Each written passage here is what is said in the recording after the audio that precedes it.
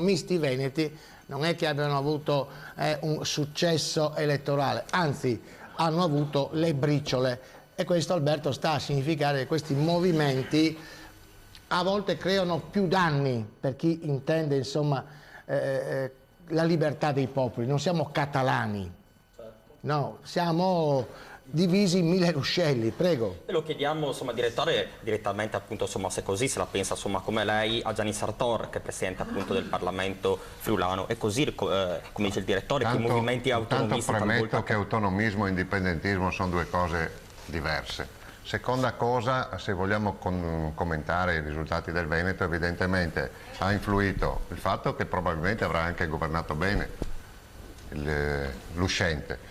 L'effetto derby perché ha trascinato i voti, e poi il candidato errato proposto dal PD. Scusa Gianni, tu sei presidente del Parlamento friulano, ma i gruppi che sono nel Veneto, i tanti ruscelli, sono per l'indipendenza del Veneto? Sono per l'indipendenza, non per l'autonomia. appunto, come qua in Friuli noi siamo per l'indipendenza. Io sono convinto di una cosa, comunque, al di là... Hai il negozio chiuso per lutto, no tu? Sì.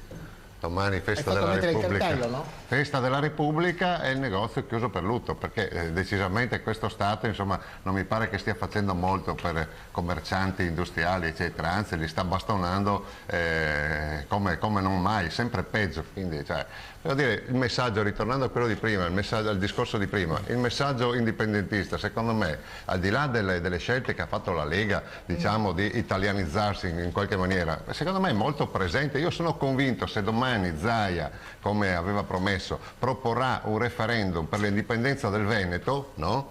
Io sono convinto che vincerà per il 70%, oppure sento anche un referendum consultivo, no? Ma io sono convinto di questo, che ancora all'interno della Lega ci siano delle spinte, non dico secessioniste, indipendentiste, cioè si può anche pensare ad un'Italia di tipo gli Stati Uniti, non è detto che bisogna per forza arrivare a sfasciare tutto, però c'è anche un fatto che se uno ha una cancrena nel piede è meglio tagliarla prima e che io ho il sospetto che sia nella testa la cancrena, quindi è molto più pericoloso.